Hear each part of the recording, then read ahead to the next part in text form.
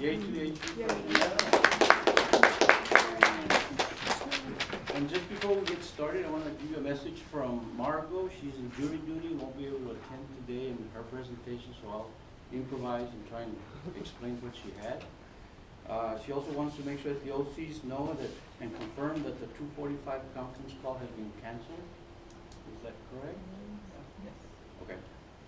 So now that we've got that cleaned up, I want to tell you that Chole has wanted to let you know that she couldn't be here with us, but she's here in spirit and also in picture.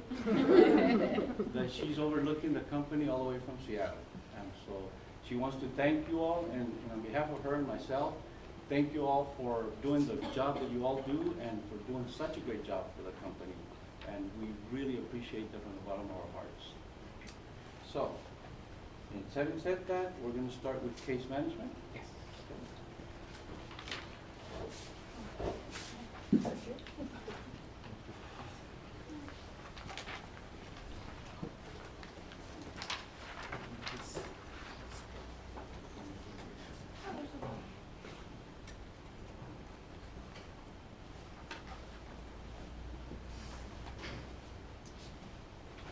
So for case management, just to follow up from our previous meeting, in addition to the treatment being documented under the intervention strategy, we're also asking that the treatment in the CPT code form also be documented under the treatment provided today. So that way now both of them will have it, both the intervention as well as the treatment section. This will assist other PTs that may be covering for you, as well as any MD offices who are needing to request authorization for us to be able just to see the CPT codes that we are requesting for that treatment. Just a reminder that if it's an eval or re-eval only for that day, to zero out the treatment. And then once if an authorization is involved and we do get the authorizations back, if there's a certain CPT code that's not approved, if you can just make sure and update that as well to reflect it, so that way we'll keep carrying over on each visit. And then also another reminder, just that the re-evals, that's when you can add and subtract any CPT codes that you may be adding or decreasing, just for any new requests, just so that way it'll be updated.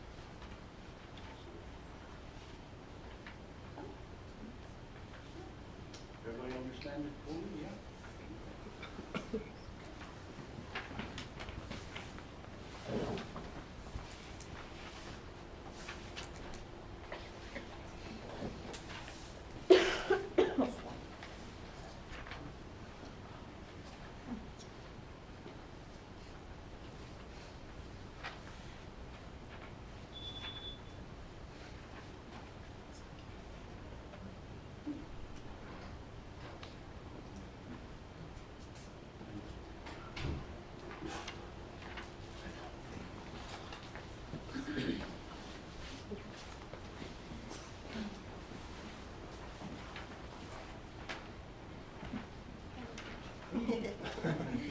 Okay, I'm going to talk about EPIC patients and the board members. We did an analysis for 2018, and we also took into consideration a lot of the concerns that have been expressed throughout the year regarding EPIC patients. As we all know, that's a capitated plan, an agreement that we have with EPIC.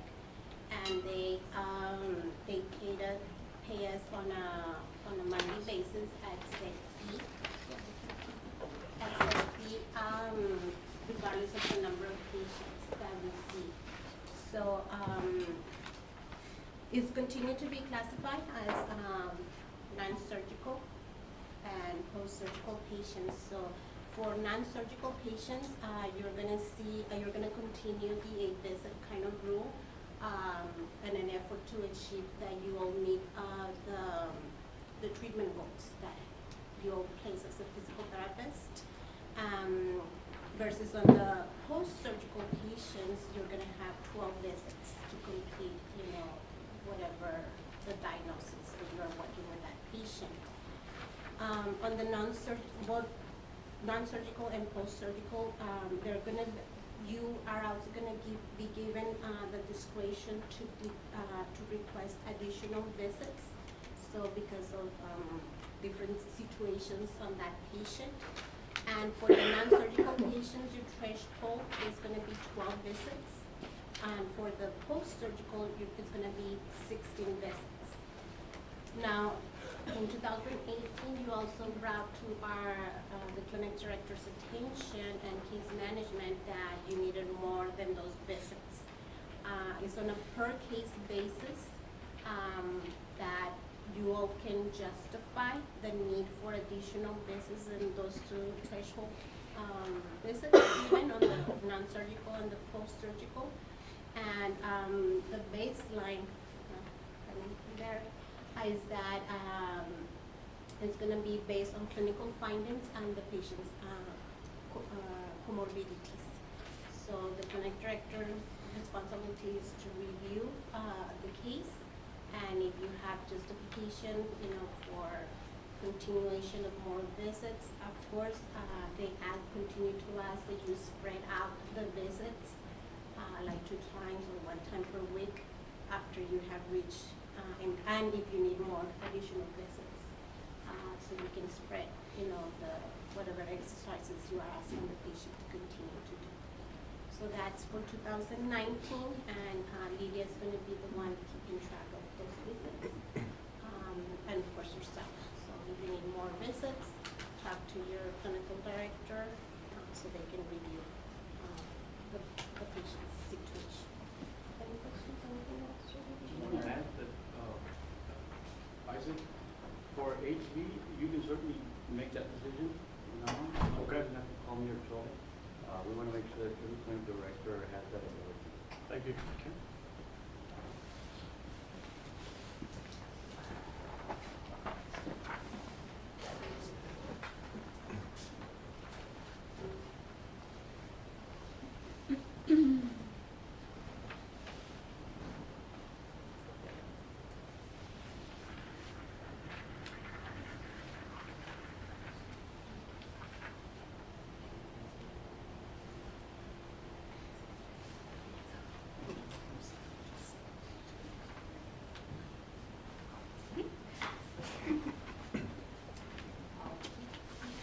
So I'm going to be covering clinic services, compliance and training portion. The first one is, it's regarding the CCU attestation form, the new one that we created. Basically, this is how it looks front and back. We wanted to break it down for you guys. So pretty much, if anybody wants to read the complete ruling, because it's only a portion of it, it was too much to fit on one page. But if you do want to look it up, you can definitely just Google Texas Board of Physical Therapy Examiner rules, and then look for continuing competency requirements, and you would be able to read it.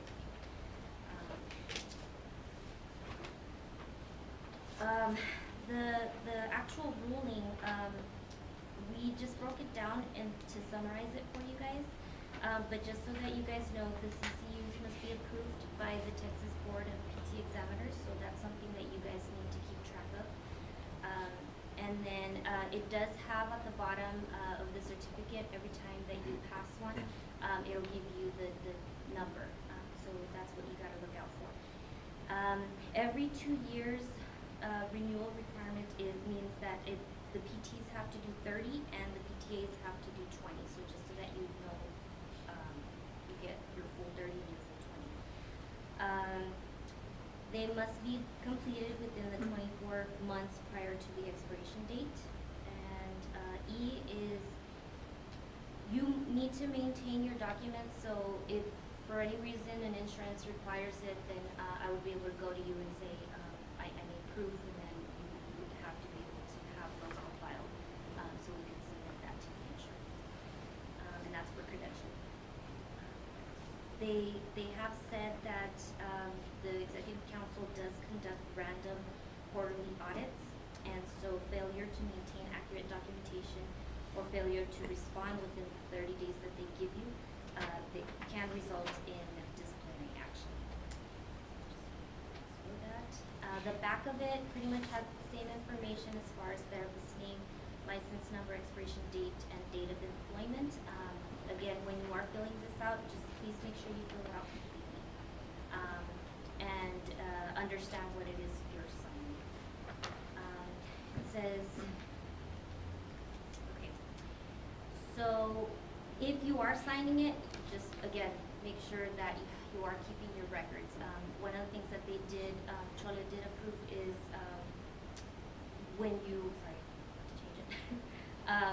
When you do get to your expiration date, if you keep your files, like let's say you have a spreadsheet or something and you keep them in order, you can definitely print that and attach it to your form, so you don't have to fill that out on the back page. And again, just make sure that it is for the 24-month period.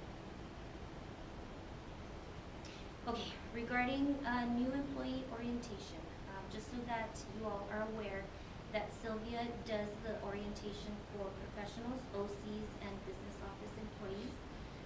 After the orientation has been completed, Sylvia will have to email the OCs and compliance department the following copies, which is the emergency contact, the employment application and any resumes that were obtained, the job description, the employee orientation checkoff list, the updated one, and then, yeah, just always make sure you're using the updated forms, which are in shared. The current TB test, if it's available, because sometimes they don't have it, or if it's not current, then we want the current one. And then also your current CPR. Next, Armando. So Armando does the orientations for the remaining full-time and part-time staff positions. So what's going to happen with Armando is once he does the orientation, he's going to send an email to the OC, to HR and compliance regarding the scheduled orientation. The email serves as a notification for the clinic to have the employee personnel file ready before he arrives for the orientation. So you guys got to make sure that they have the employee personnel file. And after the orientation has been completed, Armando's going to send the originals to Sylvia, but from the email that he's going to send, you guys grab whatever information you need from there. So for example, you're going to need the emergency contact, the employment application and any resume submitted, the job description, and the employee orientation checkoff list. Okay, so for TB test, we just need for you guys to know that we do require the TB test for all employees, and so they are performed at EPPTS expense. And the reason why we do them is also because the CDC recommends that it's done on an annual basis. So even though on the actual form it says expires like a year and a half, you have to do it once a year, and that's per policy. The TB test is a required EPPTS policy. So when you're explaining it to the employees, just make sure that they know that in order to work here, you do need to get a TB test done. They have to get a TB test. They go, and then 2 days later they have to get the results. So if they don't get the results in 2 days, then they have to redo the test. So we are asking for the OCs to help us in reminding them that after the day they go, they need to go 2 days later to get those results. So for example, if they do it on a Monday, they need to return on a Wednesday to get those results. When they do go, if you could please tell your employees that they have to tell them to give them a copy of their results, because what was happening was some of them were going and then they were telling them, no, we'll send them to you. They don't send them to us. So if you could please just tell them, no, I need proof that I can. Okay, so this, we created this pretty much, it has the same information. The only difference is it includes the policy that's in the PNP manual. And so what we're asking is for you to have these handy. And so every time you have an employee that has an expired TB test or has never gone to get one, you review this information with them, and then if you could make a copy and have them sign it and you sign it and date it as well, you can put this in their file. Meanwhile, they go and get their actual TB test and then bring you the copy, and then you can just replace it. So this one's yours. And then, okay, so again, just letting them know that you did advise, they are signing, and so they know that if they don't go, even though you reminded them about their TB test getting their results, that they're going to be responsible for paying if they have to go again. Okay, and so for CPR, in order to provide the best possible care for our patients, we request that all clinical staff be CPR certified within 2 to 4 weeks. Yes, they are billing. They've already sent me 2 bills for the TB test. I talked to the front desk, our front desk, and they said that they would talk to the business office and see if that was good, if they can square it away. But Okay. that was like a month ago at least, and then they sent me another bill for Okay, the then exam. I'll get with Anna about that.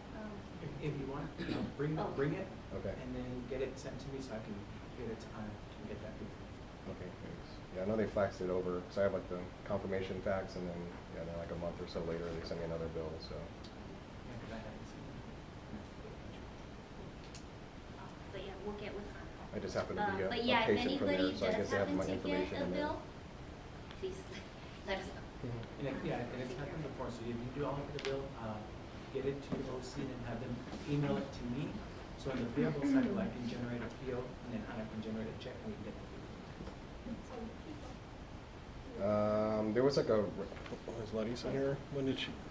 Yeah. Or when did you remember when we went that time? Yeah, it's been a few months. I just paid those cents, yeah, I just paid those cents. How long after? Only- Oh, really? Yeah, I think it was last year or sometime. Could have been at the end of last year.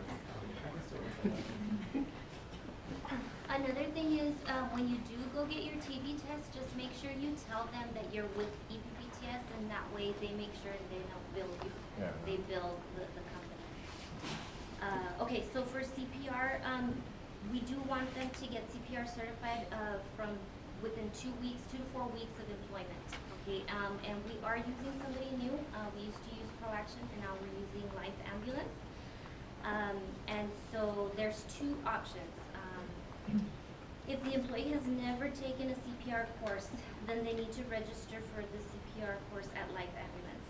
We're going to provide the information, and we also make one of these for CPR. So same concept. And you call the number, and then they do classes every other Saturday. So you're going to call and to ask them what's their availability, and then they're going to tell you, and then based off of your availability, then you register yourself for that class. And then they have to pay, it's a $20 fee for the course. And then once you take the class, then you can submit your receipt and you get reimbursed. If the employee has taken a CPR course before and it's expired, then what they can do is they can do an online recertification. And all they need to do is go to that website, and then they take the class. Just remember to tell them that we only pay for the class. So we're not going to pay for anything extra like any lifetime renewals or a wallet card. It's only the class. Okay, so just please let them know. But all that information is here, so we can have this handy as well. And then the same thing, when we go over it with them, make a copy, have them sign it, and we sign it as well, put it in their file. Meanwhile, they get their CPR certification. Okay, so the personal files. Before you guys used to have a green one and a red one. The only thing inside the red one was pretty much the TB test or any other health information related to the patient, to the employee, sorry.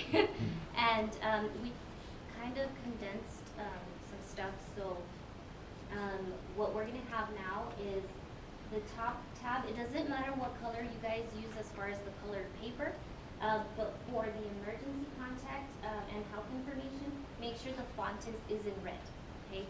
And in there is where we're going to put the completed and updated emergency contact, so we always want to make sure it's updated. The other thing we want in there is the TB test, so the emergency contact as well as the TB test. The next one is going to be the employee application and resumes, so we want completed employee application and any resumes that they did turn in.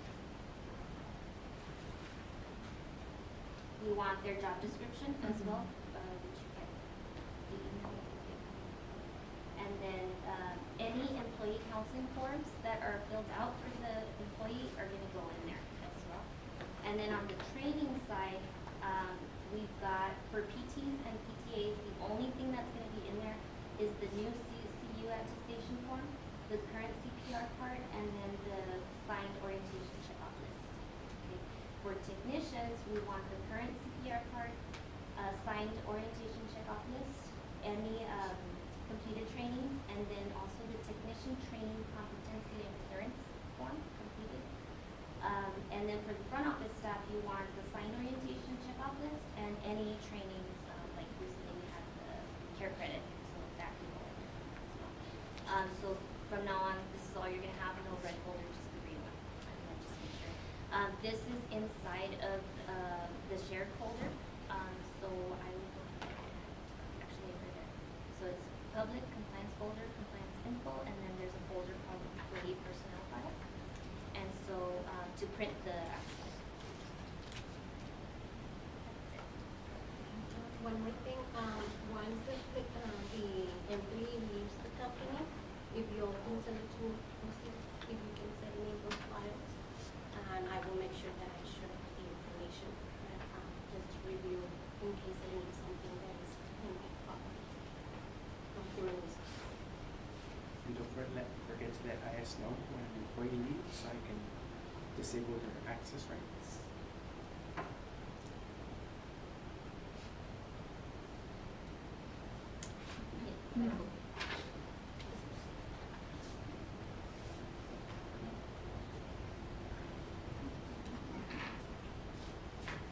I'm gonna take a 5-minute break. Just kidding. You know, this is gonna be quick because we all do a good job of functional roles, I think, overall for the company. In fact, the Medicare people that came to surveys have told us that this company is very strong in documentation. And kudos to all of you. They said that was one of our strongest points, and it has been in previous surveys as well. But I do want to go over this only because Medicaid, as you well know, has made some changes to our documentation, and that's that they want to make sure that we have functional goals attached to every goal that we put on a patient. Since we see under 21, most of this stuff, and I cut out a lot of stuff from it, I just had a webinar regarding this, is mainly targeted towards children with special needs, of course, or home health, or pediatric clinics. Because we provide Medicaid services to under 21, it is my fiduciary responsibility to share this information with you. So bear with me for all of us. I think it'll be a little boring, but we'll try and make it as quick as possible. So this is where we got it. Medicaid and Medicaid managed care. You know, HHSC oversees the Texas Medicaid program. If you didn't know that, you know now. And that TMHP provides prior authorizations for fee-for-service Medicaid, and then claims processor for FFS Medicaid is TMHP also.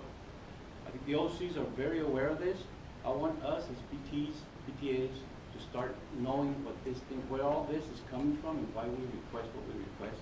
But when the OC is telling you, hey, I need this from you today, that's why. Most Medicaid clients are enrolled in managed care, right? So we have a lot of maps, and especially the Eastside Clinic, number 1 for EPBTS, HV second, and Westside third. We have very few maps at West, but it's coming. I see that already. In fact, we had a 7% increase. It was 7% increase for the year 2018. So it's coming. Medicaid MCOs must cover services in the same amount, duration, and scope as traditional FFS Medicaid, just meaning that Medicaid MCOs have to make sure that if you're treating a patient under 21, you're going to treat them all correctly and the same, and keeping the functional goals in mind. So the Texas Medicaid Provider Procedures Manual, which I didn't look at because it's huge, I just went over with the instructors as to what they were talking about. Talks about Medicaid benefits and which MCOs must deliver in the same amount, duration, and scope as traditional Medicaid. So really, if you see a Medicaid patient, no matter what age group it is, and it doesn't apply to us, it applies to others, they have to treat them the same and have to have the same type of goals. So So in May of 2016, and this has been going on since then, by the way, the Texas Medicaid fee-for-service physical therapy, occupational, and speech therapy policies for adults and children were updated and revised to align with current standards of practice and peer-reviewed evidence. Well, we only see under 21, but this applies to the people that treat adults as well. At that time, in 2016, Texas Medicaid added a requirement for all therapy disciplines to include functional goals in the plan of care. We all do. Do you all include short and long-term goals for Medicaid? Yes. Good. So the SMART goals is what they refer to as the functional goal. And that stands for specific, measurable, attainable, relevant to that particular case, and time-bound. 2 weeks, 4 weeks, a month, 180 days, whatever that is, has to be a SMART goal. Functional goals. It refers to a series of behaviors or skills that allow the client to achieve an outcome relevant, and this is important, to his or her health, safety, or independence within the context of everyday environment. It's coming up, but I've done it, and I'm starting to stop doing it. I use functional testing as a goal, and that is not a goal, not according to Medicaid guidelines. I'm surprised we haven't got any. They were very specific about that, and I'll go in a little bit. So they have to be specific to the client, of course. You can't say, I'm treating Michael, but I'm going to make goals for Lily. Common sense. Objectively measurable in a specific time frame. You have to have that time frame to every goal. We usually put 8 weeks, 4 weeks for short term, sometimes 2 weeks. We just have to make sure that you're consistent with what the time frames that you're using. And also depends on the specific needs of that client. They have to be attainable in relation to the client's prognosis or developmental delay. Well, I hope we're not seeing developmental delay patients in our clinics because we're not qualified for that. All right, based also on the medical need. So if there's no medical need, we can't see that patient. And we have to determine that as physical therapists that we are. Short and long-term goals. They have to be client-specific, measurable, short and long-term functional goals within the length of time the service is requested. Do you usually get requested time for Medicaid patients? Do they come in and say, I want you to see this guy, this patient for 6 weeks? 3 times a week, 2 times a week for 6 weeks? Do we get that on prescriptions? I do sometimes. Okay, but not regularly, right? So they're saying here that the requested, the length of time that service is requested, if you don't have it on there, know that we have 180 days to work with these people. They have approved 180 days, although I'll get challenged by case management. Where are you? So, yeah, because if the prescription doesn't say it, then we can't do it. And even though we have to do an assessment every 30 days, so we have to see them every 30 days anyway. So the long-term goal should span the authorization period requested. For example, a client will independently complete a morning dressing routine 5 out of 7 times, so 5 out of 7 mornings in 3 months. So they're saying that the time is going to be that much and for the frequency and duration. Acute therapy is for the medically necessary short-term treatment, not for acute patients. Acute therapy. And it's an acute medical condition or an acute exacerbation of a chronic medical condition. So it can be chronic, but an acute exacerbation. And then things to consider for that type of a patient is goals may focus more on impairment, but still require a functional component. This is already chronic. Shift in thinking from a deficit model, and that is what the client cannot do, to thinking what will be used for the patient or on their strengths. Let's focus on their strengths and not their deficits, is what they're saying. Assessment instruments are great as assessing, this is what I mentioned earlier, but not great as a next step for goal development. So I can't say so-and-so will be able to complete a 5-time stance test within the normal acceptable times for age and gender. within 3 weeks. But can you do that but still add a functional component to the end of it? Yes, and there's a functional component, but you always have to make function and attach it to it. Because if you're gonna look at that, they're gonna look at the function part, but not on its own. And then a prior level of functioning. If we're not putting in a prior level of function for this patient, we need to start. Because if a patient comes in with an injury, and you didn't ask them what they did before, how are we gonna get them to do something they never done before? So let's try and get a previous level of function for this patient. It really is more utilized a lot more in the SNF units, in your home health agencies, in your hospital settings, but we need to start using PLOFs, previous level of function, in our goal setting. An acute therapy goal example. Within 2 months, improve right shoulder forward flexion and right shoulder abduction to at least 115 degrees to independently brush her hair. Or his hair. I don't know. Has every component, right? It's a SMART goal, right? Or is there something missing here? Not a trick question. There's nothing missing. So this is a goal that they really would like to see more and more frequently. Maintenance therapy. You know that we can maintain a person's therapy goals now, right? That was said about 1.5 years ago is when it came into effect. And especially in the SNF units where they have to stay there in Part A and then they go to Part B and then they go to special services and all sorts of stuff. We don't have that, but we do have the ability to maintain if you follow these guidelines. If the progress has slowed or stopped, but documentation supports ongoing need to maintain progress or prevent deterioration. Those are key concepts right there. If we can prove that, we can maintain them. Documentation shows that the client and responsible adult have a continuing need for one of the following. So they don't fit into that first category, maybe they fit here. They need further education.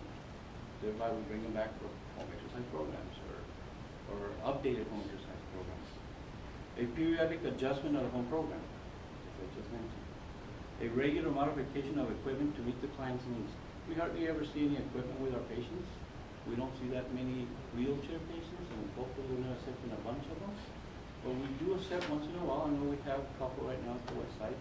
And sometimes they come with equipment or prosthesis. I have a prosthetic patient right now with a below-knee amputation that is doing very well, but I accepted him only because he's a high-level amputee. He's already at a level where we can see him in the clinic.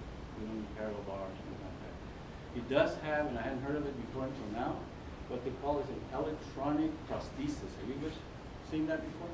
Yeah? Raise your hand. Really? I had not. And it is incredible. You can program the prosthesis to adjust itself for bike riding, or you can program it to adjust itself for fast walking, or going up and down stairs. I haven't learned how to do it. He doesn't know either, but we're getting there. It's amazing. It's amazing what we're doing now. He bumps it on I'm something. sure we'll learn from it and I'll share it with you. It's coming up. But see, that's something I think I could use as maintenance down the road. Thinking ahead. So, rewriting goals. These are two, one short-term and one long-term goal that somebody submitted somewhere in the country to Medicaid. Read it. Tell me this is something we do. Let's go with a short-term goal. The client will be able to jump with DBL forward at least 26 inches, jump down from 30-inch surface, and jump over a 5-inch hurdle with 2-foot take off and landing, and SL hop forward at least 6 inches with good form to improve his lower extremity strength, coordination, and functional status within 3 months. The heck was that? Pretty long and specific. Diarrhea of the mouth. Wow, I couldn't believe it. I hope we're not doing that. First of all, we're not supposed to use abbreviations because somebody looking at this might not know our abbreviations. So we can use abbreviations, but very minimal, and only the universal ones. And we all should know what those universals are. DBL, is that universal PT? Oh, this is not what I was taught. Long-term goal, based on that short-term goal. For clinical assessment in PDMS-2, the client demonstrated lower extremity strength impairments, period. Client will score age-appropriate and locomotor skills on the PDMS-2. I don't know what that is. It must be a pediatric assessment form. Well, this is rewritten goal of the same thing they said. One short-term goal. In 2 months, the client will jump with feet together doing the bunny hop 8 times in succession without loss of balance in order to improve safe ambulation. That's what they were trying to say, by the way. 4 months, another short-term goal. Client will complete a game of hopscotch that includes standing on one leg and retrieving rock without falling in 2 out of 4 trials in order to improve balance. We can change those wordings to fit our needs because that's talking about a kid, of course. And when we don't have a kid, we can apply it to a 20-year-old or an athlete that's in high school. And then the long-term goal, now makes sense. Client will carry a large stuffed animal while walking 10 feet across his living room with toys scattered independently and without loss of balance while stepping over each obstacle. That's what kids do. And adults have to go around obstacles. It might be a trash thing, it might be a purse, it might be something on the way. And we have to describe those obstacles. Make sense? So those are goals that we would like to see as opposed to these goals, which make no sense whatsoever. So, that's my presentation. Any questions? The webinar, did it mention how many short-term goals, long-term goals at a minimum they want to see? That question was asked like 5 times throughout the country. There was a country. He said it's up to the therapist. Okay. As little as 1 and as many as you want, as long as they are SMART goals. That's it. Good question. Thank you, guys. I had a question about this. Before you continue, I'd like to welcome Susana. And, she's the new receptionist out at East Side. And you all please welcome her with a warm heart and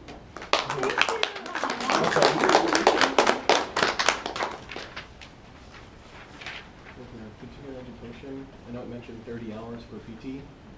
Charlie was mentioning that PTs no longer have to do the ethics to renew. Well, it's only at the beginning when you first get your... No, because you do the jurisprudence, Yeah. and that counts as your ethics. Yeah, It's in there. initially.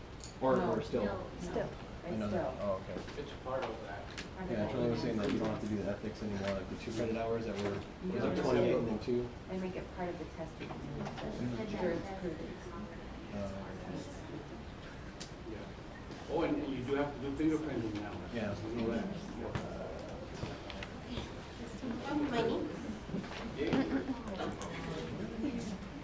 Now you see me and you say, oh, money. Okay, this is regarding 2018 EPTS write-off analysis. So, 43% of our write-offs, and this is BPPTS, it's not for clinic. I'm been saying you for clinic so you can see what applies to your clinic. But pretty much everybody was consistent, on this percentages. So no authorization on file. Almost $4,200 were we took off because of the no authorization on file. 19% was on medically necessary, the reevaluation, and I'm going to talk about which insurances and all that. 17% the 4 units, which will bring in bells as who that insurance might be. And then documentation does not support billed units, so it didn't match the units that you reported or you billed and what is on the documentation. 6% was evaluation or reevaluation only, where no treatment can be billed together. And then the reevaluation within 30 days was 3%. So a total of $9,700 with write-off. That is almost on a monthly basis. And the more we educate you, You say monthly basis? no, that we Yeah. send to the clinics Or write-offs. just total for the year? Total for the year. Thank you. About to have a heart attack or what? Cardiac arrest. You know CPR.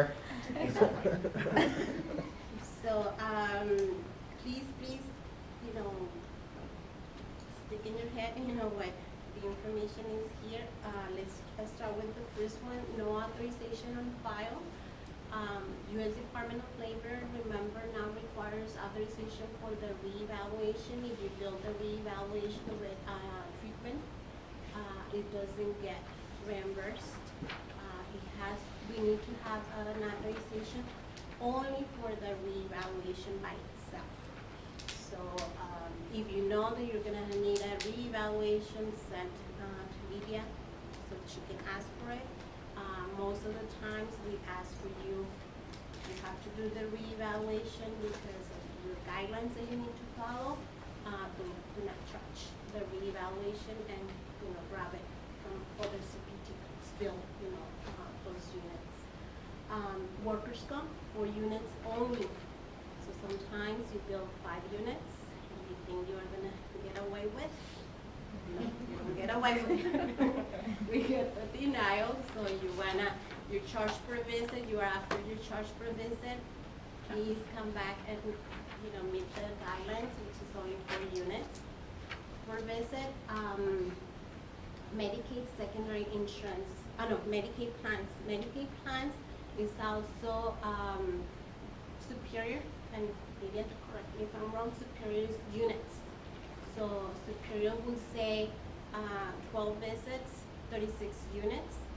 So if you exceed those 36 units, now we say 4 units per treatment because eventually you're going to exceed that.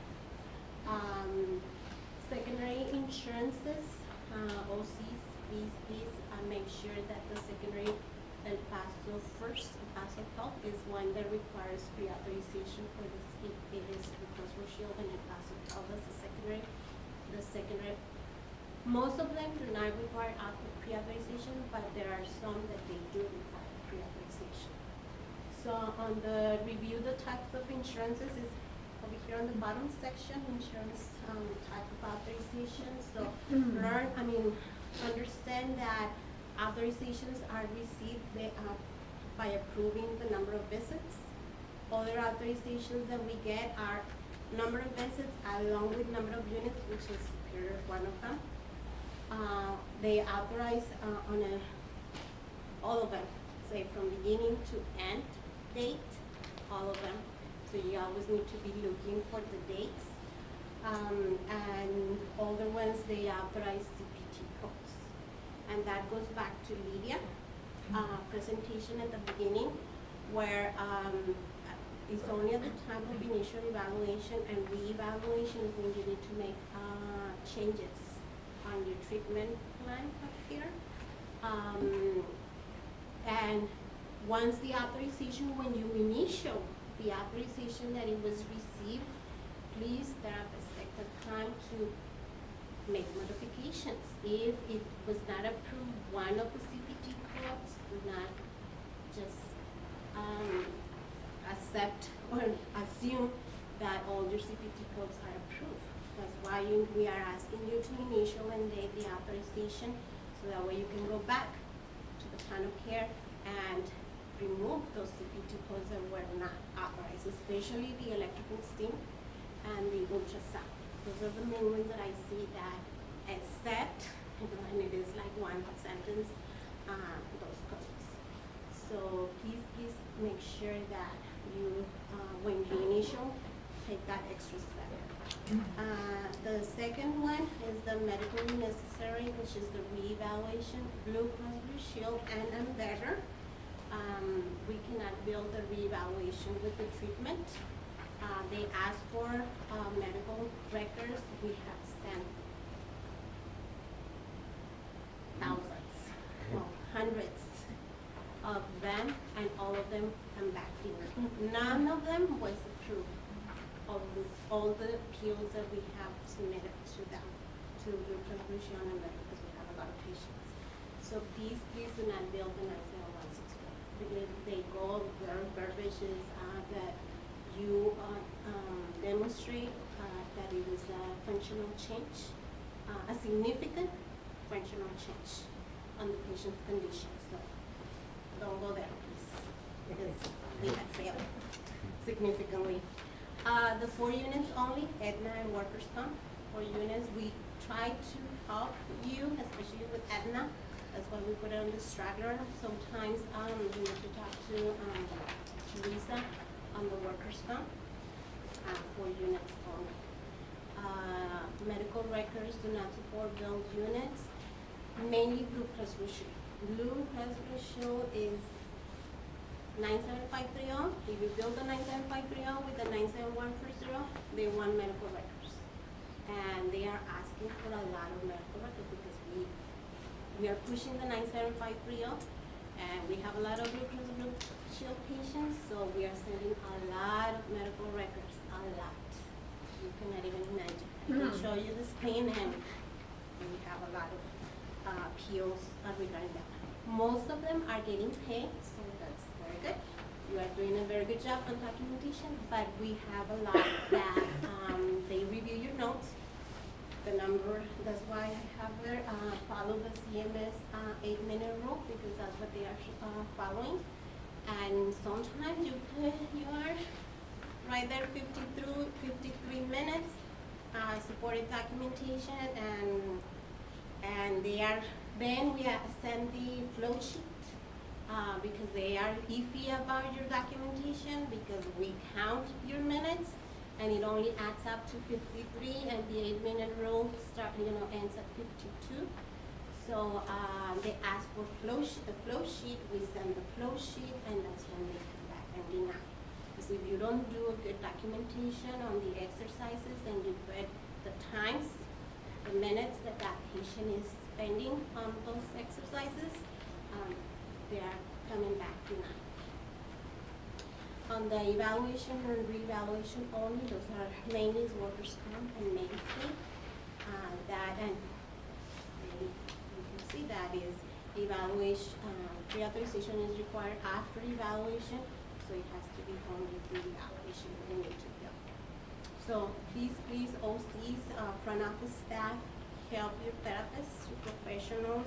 I know you all use different laminated sheets, color ones, to remind them that it's evaluation only, re-evaluation only. Therapists, they are doing it for a reason. They are trying to help you, so please pay attention to those tools that we are using. So, any questions? Open your eyes. That's why I put those owls there. So open your eyes when you are reading appreciations. Do you have a breakdown of this per clinic? Yes. So I can send them to the clinic. Please. Any questions? Eyes open.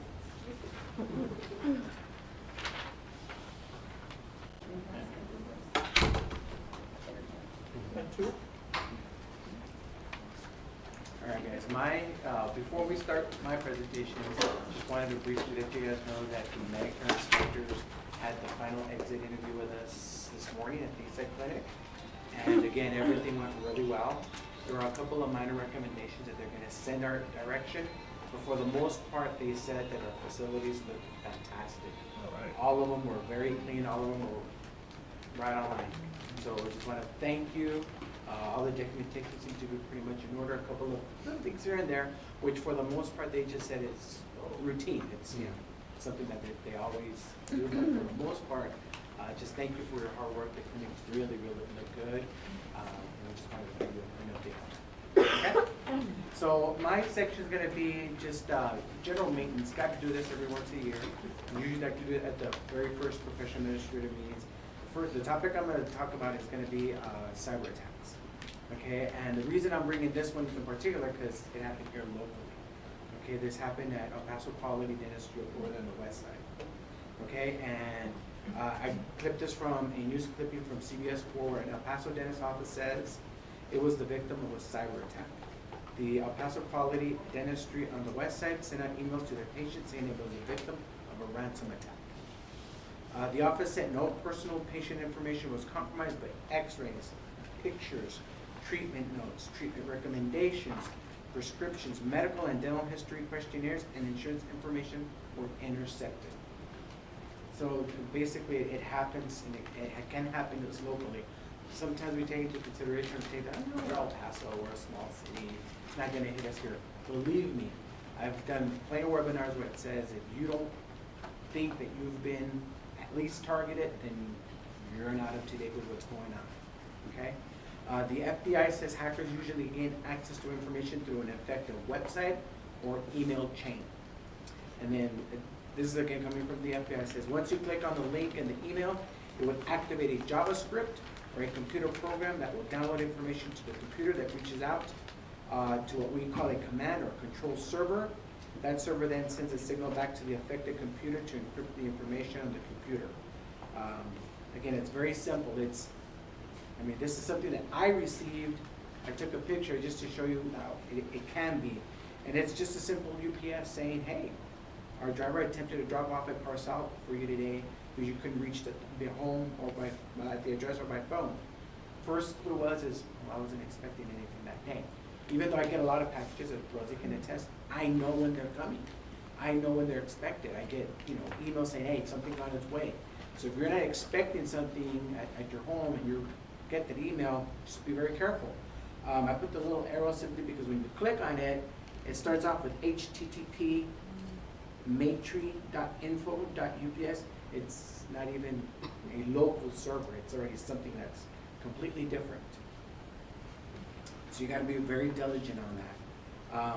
The UPS website, I showed an example, would start with www.ups.com. So if I would have clicked on that website, not that it would have occurred in that one might have been more of an advertising, but who knows, they might have been able to get into our computer, start looking at all through our files, shut down the computer, encrypt it, and then send out a ransom note or send out a ransom email saying, hey, I've got all your stuff. In order for us to release it. And then I just want to touch base really quickly on the penalties for HIPAA violations. This is what's considered a huge HIPAA violation. And it said, it goes to, if you did not know or could not have known this is a violation, such as a cyber attack, meaning you weren't aware, you couldn't know what's going to happen, it can be up to $100,000 to $50,000 minimum per incident, not per case, per incident, to a 1.5 million cap. Okay. The next violation is reasonable cause and not willful neglect. This is kind of like us. I just had a presentation on it, but we still didn't do anything about it. Okay, that's reasonable cause that you could have prevented it, and it's not willful neglect, meaning you didn't do it maliciously. It's still a $1,000 to a $50,000 minimum per incident, and a 1.5 million cap. Okay. The next penalty is willful neglect, but corrected within 30 days.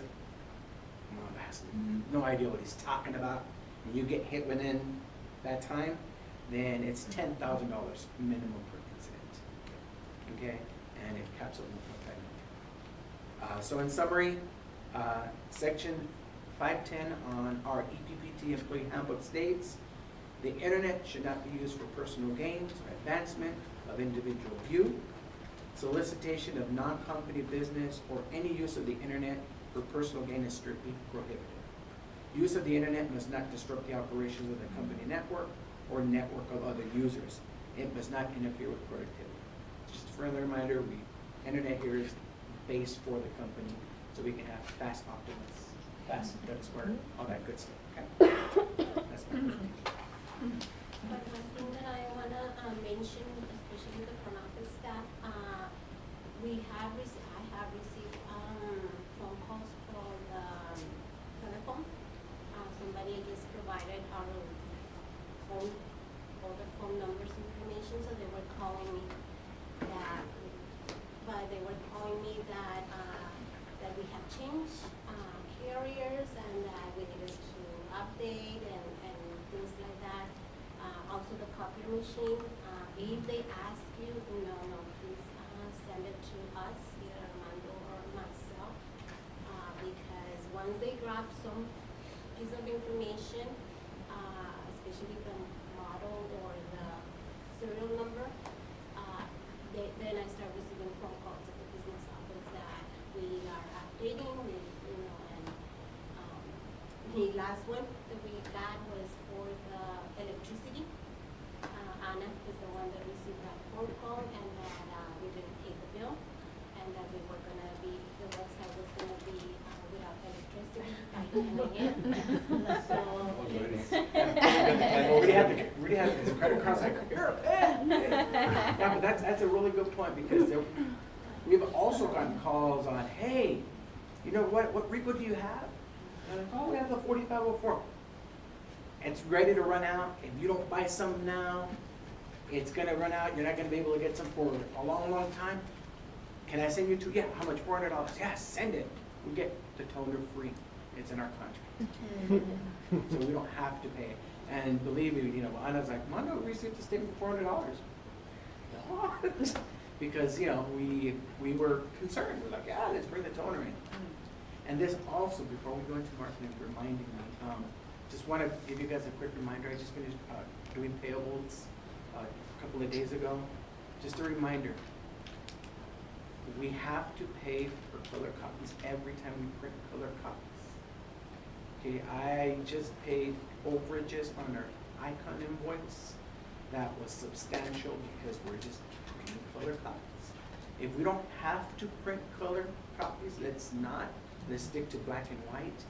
Anything as small as a tiny little color logo on the bottom, that would be considered a color copy because it's using color copies.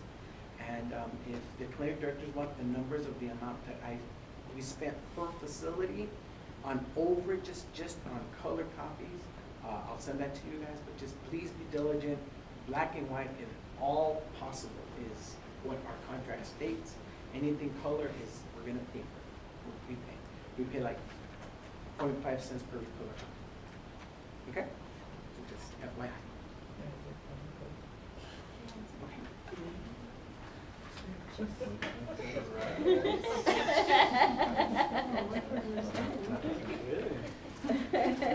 What an inspired trust do.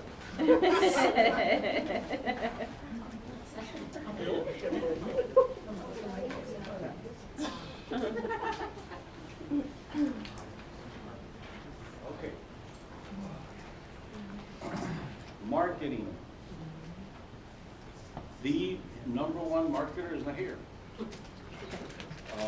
Unfortunately, Jury Judy, like I said, she couldn't get out of it today, but I'm going to try and make sense of what she gave us.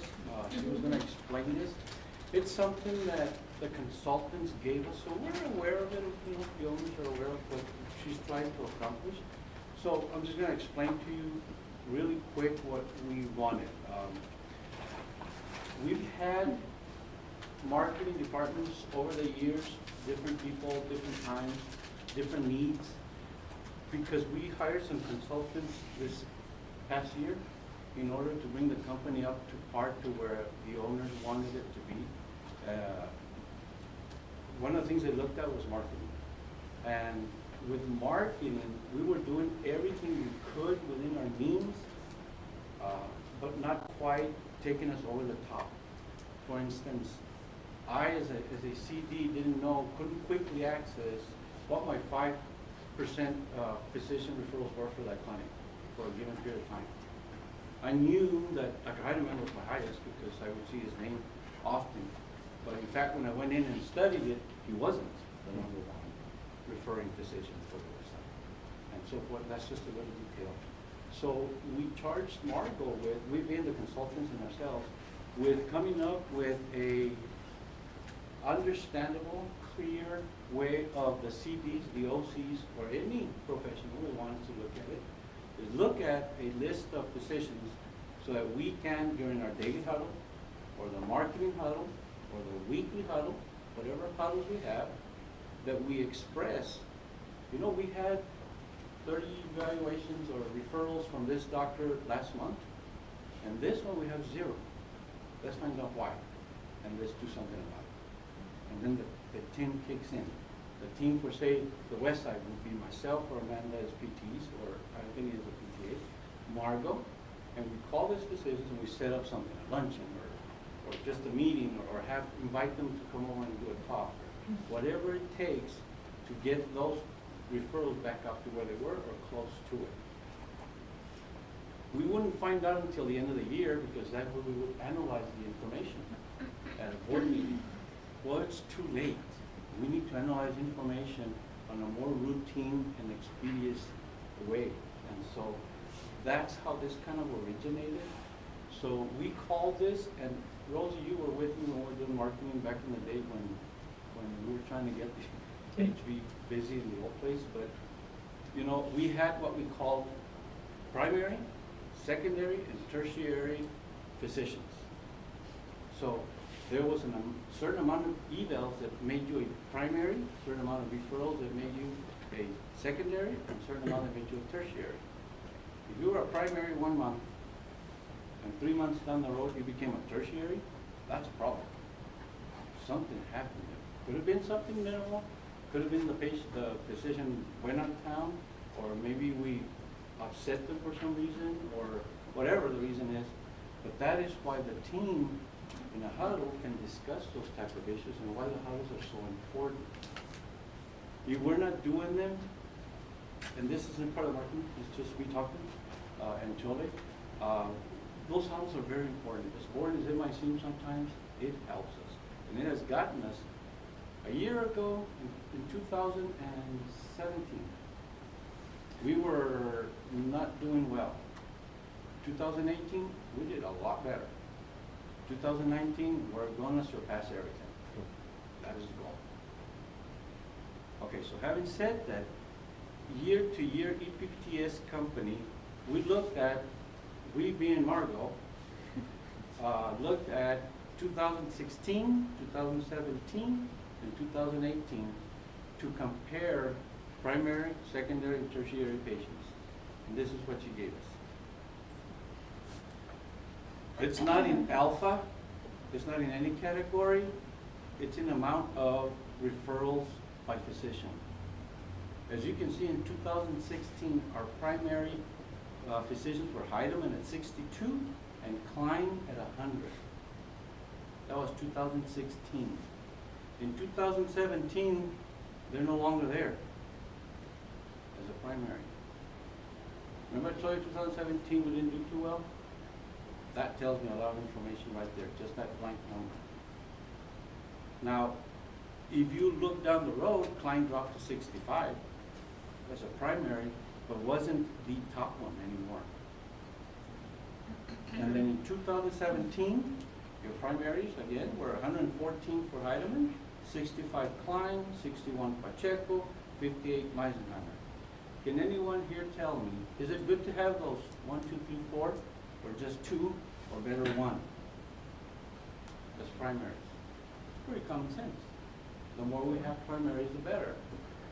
So 2017 looked a little bit better than 16 in that respect. So you can start seeing that we can extrapolate a lot of information from this, just this one single item. In 2018, Heidemann continued to be the number 1 at 85. Klein 51. Cromer 48 came in from nowhere. And he's now 48. Why? He left the group. He opened up his private practice. That's just a couple of reasons. There's others behind the scenes. And then Villalobos came in at 53, out of the blue also. That surprised me. I don't know if the East and HB are getting out of Villalobos, but West Side was not. And I think we are now, right? Yeah, we're getting a lot more. I didn't visit him. Amanda didn't visit him. Margot went, but a quick visit like usual. So we're going to find out and determine why that happened, because it's a good thing. So that kind of gives us an idea. Look at your tertiary doctors, go all the way down, and look for this particular reason. How many out of the 2016 tertiary doctors are orthopedic doctors?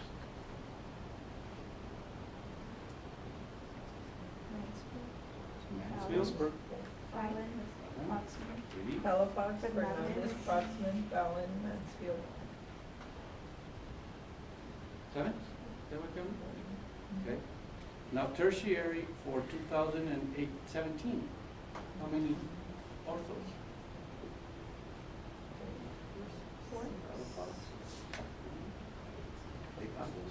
Westbrook, 6. From 7 they went to 6. Dropped one somewhere.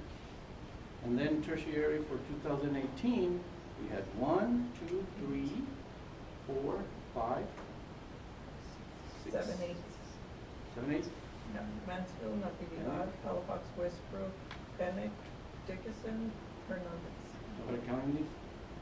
I lost count. 1, 2, 3, 4, So, 5, 6, 7. What I got conclusion out of this, me and Chole out of this, and the consultants, is that we're pretty good with the orthopods. They maintain a steady flow of patients, but not where we want them. They're always tertiary. We gotta bring those guys up here. We gotta make as many of this as primary as possible. And through the efforts, like, and I know that, and I have to give kudos to Isaac, you go out there all the time, Isaac, with Margot, and that is crucial, and you've seen it here, that when you're out there, referrals increase. And it's important that, and that's why we want, you know, Chole and I don't go out there very frequently now, but, you know, we want your names to be out there. We want Mike to be known. We want Lily to be known. Amanda's known at the west side. We want Chelsea to be known. I was gonna say Chelsea, Isela. Who's that? That's a Herbert Fuller. Yeah. So, you know, that's just the thing. We need to be out there because if they can put a face to a name, it is, you are in the door. Just 2 weeks ago, a new physician came in town, by the name of Dr. Chabra. He is a rheumatologist and internal medicine both. He comes from California. He just opened up his practice. He took over the practice for Dr. Abud. He took over the practice for Dr. Abud, Dwayne Abud. So I went with Margaret to meet him. Guys, this gentleman loves physical therapy. He said, when I was in California, I had a relationship with a physical therapy company because he did 3 things for me. One is, they gave me good documentation. 2, they kept in constant contact, whether by phone, they'll have my cell phone number if they want it. By phone, by progress note, or just calling me or meeting me for lunch. It is important that we develop those relationships, he said. I love physical therapy. You guys are the best. You guys know what you're doing. We are the physicians, you are the experts in musculoskeletal disease, especially rheumatoid arthritis. And there's, with my internal medicine background, I can take a diabetic patient and show them everything they need to do medically, but then you guys need to take over. He said, I would love to one day come over and talk to all your professionals, to your clinic, and talk to them about one particular diagnosis and how I'd like that diagnosis to be taken care of, and then we talk about what we can do better. So Margot is getting ready to get that scheduled for us, so please make yourselves available to go when it's ready. It's important. You mentioned what diagnosis? Pardon me? Did you mention what diagnosis? No. This is that new young doctor, right? You said that he was No, thinking about that's opening not- another clinic or opening a PT clinic as well? That's an orthopedic surgeon, Eric Torres. Oh, okay. That's another one in that. Is also new in town, and he does hips, and he does anterior approaches. Nice. So he's also one that is really being responsive. He sent me his mother, so I could see his mother. Anyways, those type of things we need to really focus on, and I know that Marco probably had a different talk to tell you guys about, but I took it a different direction. Although the goal is the same, is we need to get these tertiary patients up to a primary. And whatever it takes, and believe me, what Rudy says, or what Chole says, or what Marco says, is not what works. It's what you want to do. How do you guys want to market yourselves to the community so that all of us as a team can make EPPTS even more productive and the top company in El Paso, which I think we are already. Not biased. Not biased at all. I think we have good people, and so here forward, that's what I have to say about that. Any questions? Remind me again what primary, secondary, and tertiary mean? Oh, and you know what, it's not defined here, but primary are 48 plus referrals per year. Secondary are 20 to 47. And then tertiary is anything under that. And that's how she defined it. 48 plus is primary. How did she come up with that? Only her and the consultants know. So, any other questions? I think that's all we have. The only thing is the next meeting is gonna be on May 14th, 1 o'clock at the West Clinic. I just want to make an announcement. Our grand opening is March 1st. We're going to be having brisket, tacos, burritos, popcorn, snacks, so invite your family.